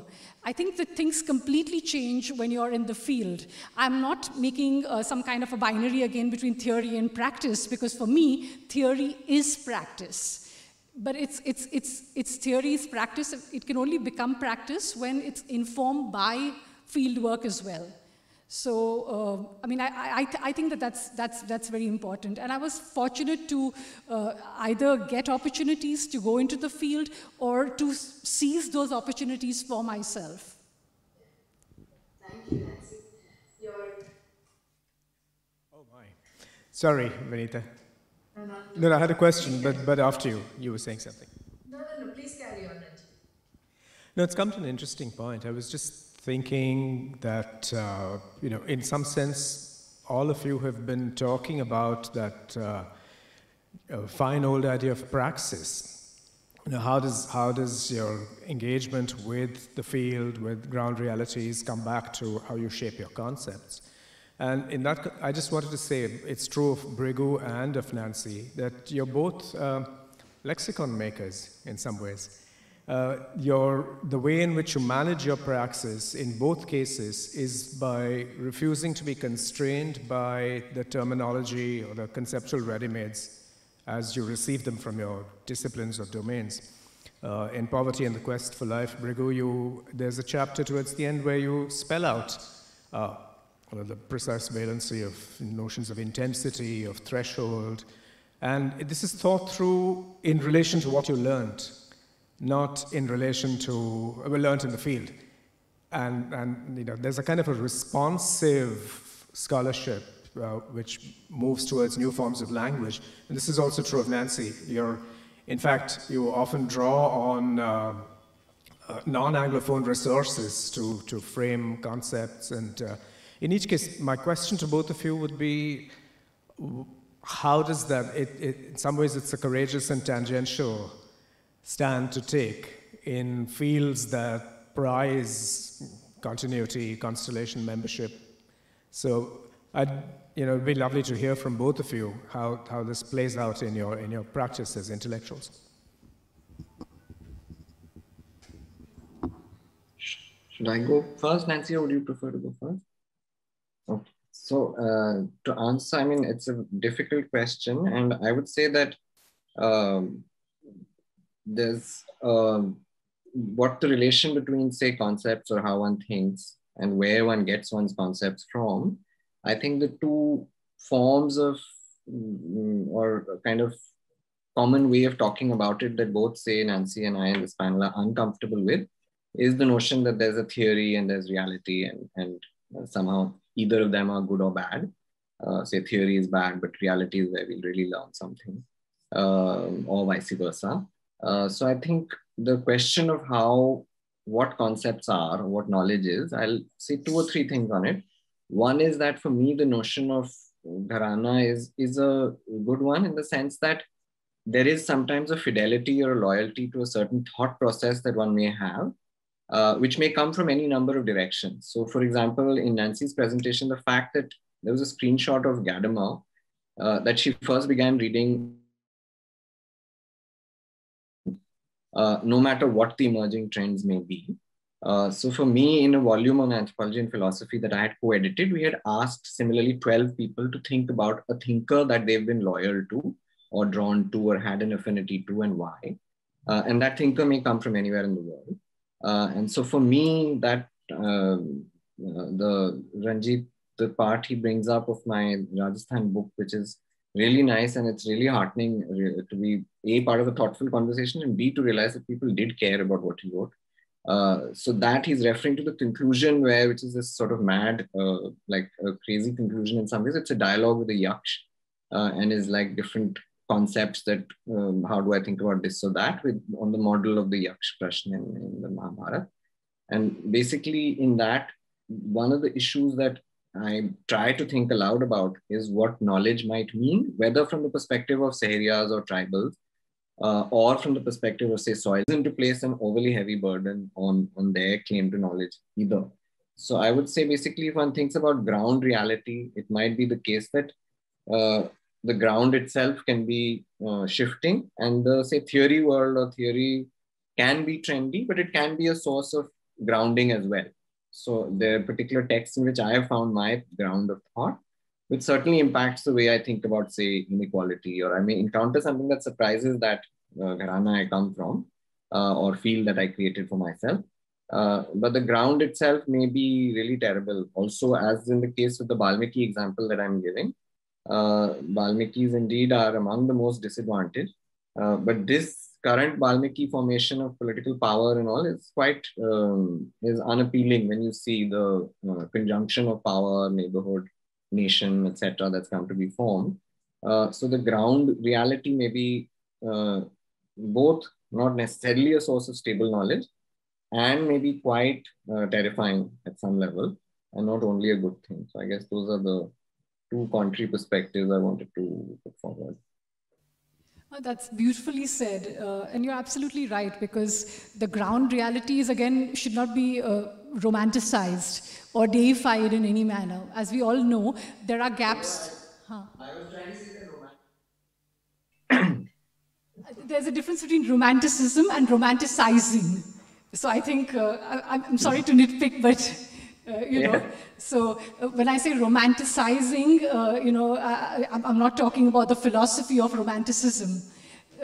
I'm talking more about a kind of deification of ground reality, and also in a way relating to what you were saying, which is that the ground reality is shifting all the time, and it's dependent on how we use or abuse nature, how we. But what I think is really important in what you've said is this notion of the ground reality being unstable. And to this again, I would add the fact that knowledge is unstable. The knowledge that emerges from the ground reality, which is slippery, is even more unstable. And what we really need to understand is that knowledge is always provisional. And that is something that's kind of motherlode for me when I'm theorizing or historicizing, because you know, knowledge is always contextual. And especially in my discipline of art history, I've often noticed that, and I'm sorry to use the word West here as a placeholder, but we are all, you know, I've often raised this as a kind of manifesto almost. Why are we always writing footnotes to Western art history, you know? So we are not able to write our own manifestos, coin our own terms, or when they are coined, for example, in my case, people will not use those tools, you know? Precisely because they do not come from somebody who is white and blue-eyed, you know? So I think that there's also the sense of inferiority complex about the knowledge that we produce here, you know, and I think that I've always fought against that, and therefore, even in my book, The 13th Place, I've tried to re-understand what the term collaboration means.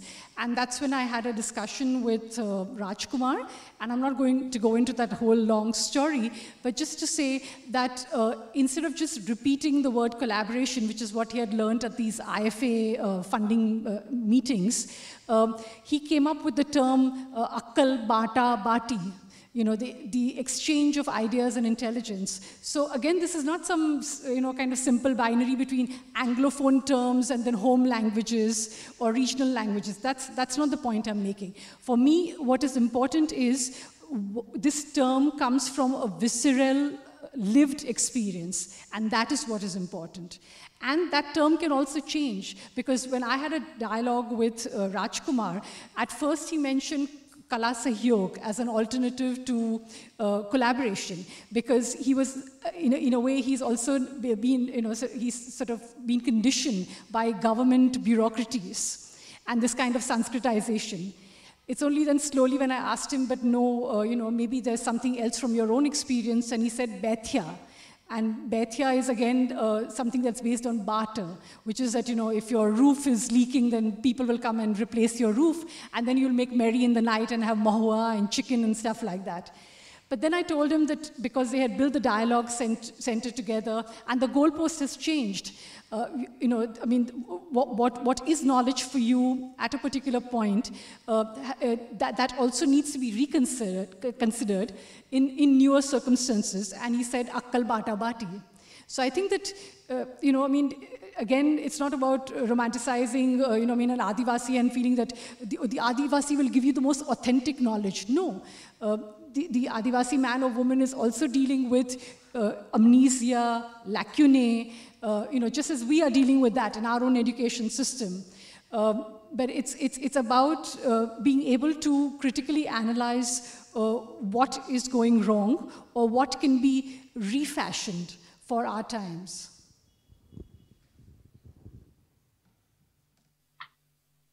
Well, thank you both. Maybe we can move towards concluding the session. And before I do that, I just wanted to punch in a bit of, a news item that just came in recently.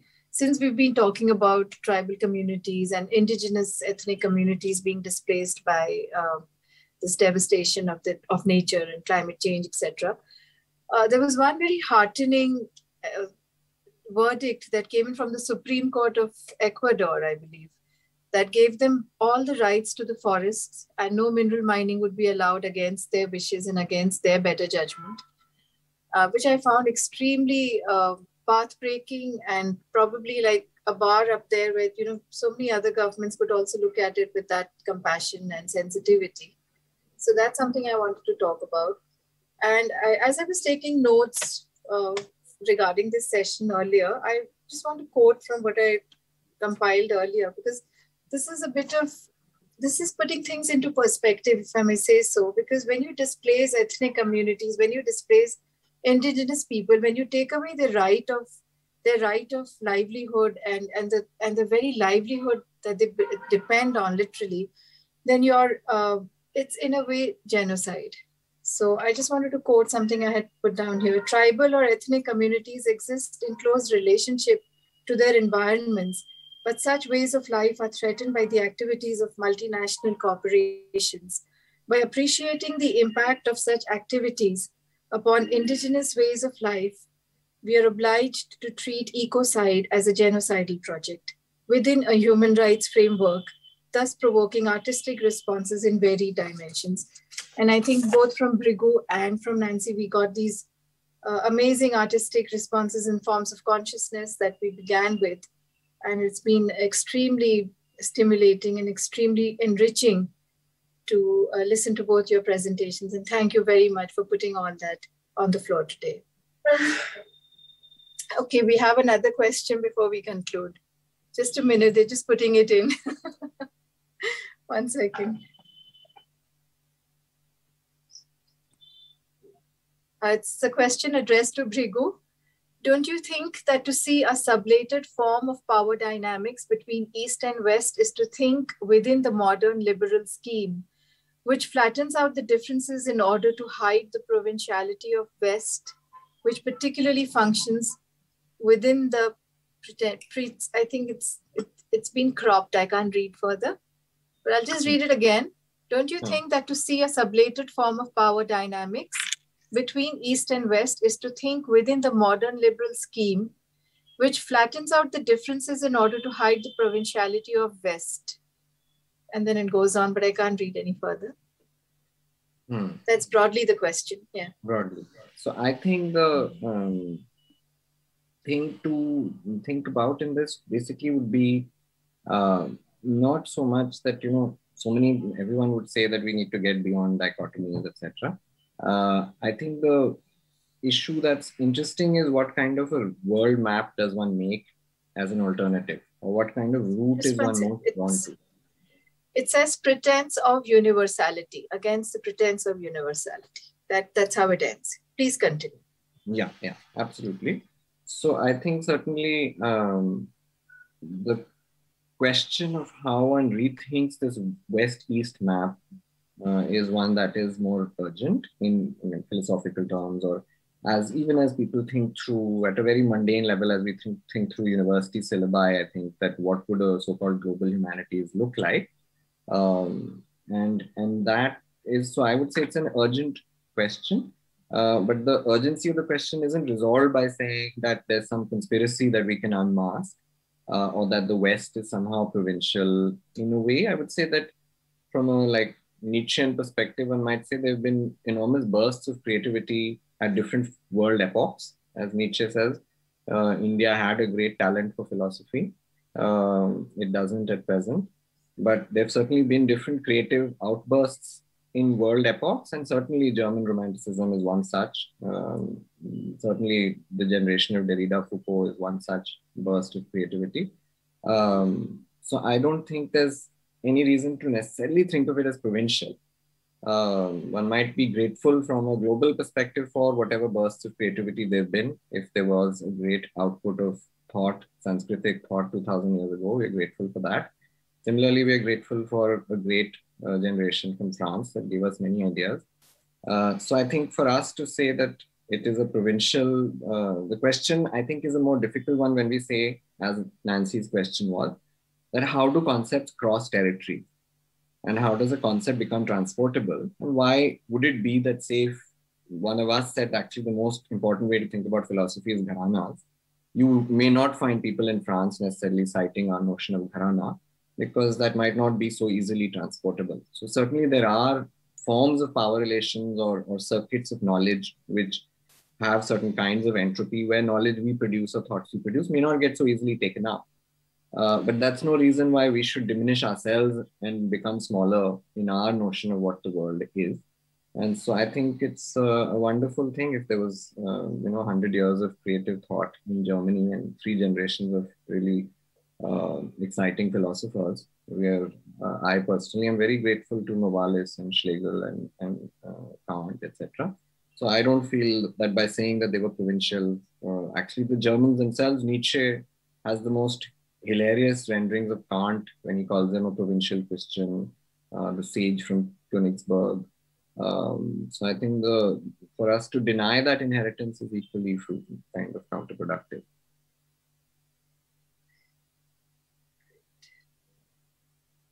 Any more questions? So I'm really going to that concept of a non-human centric perspective to this whole catastrophe thing is really going to stay with me. And Nancy's utter sensitivity and compassion and the way she's approached that community there is going to stay with me too. So are we good to close? All right then. Thank you very much. Thank you once again, Ranjit and Ravi Agarwal, for convening this so beautifully. It's so significant. It's extremely, extremely important. Thank you, Nancy. Thank you, Bhrigu. Thank you, Goethe-Institut, Mumbai. It's been a pleasure interacting with all of you. Thank you, Vinita, for being such a gracious chair. Thank you. You. Bye-bye.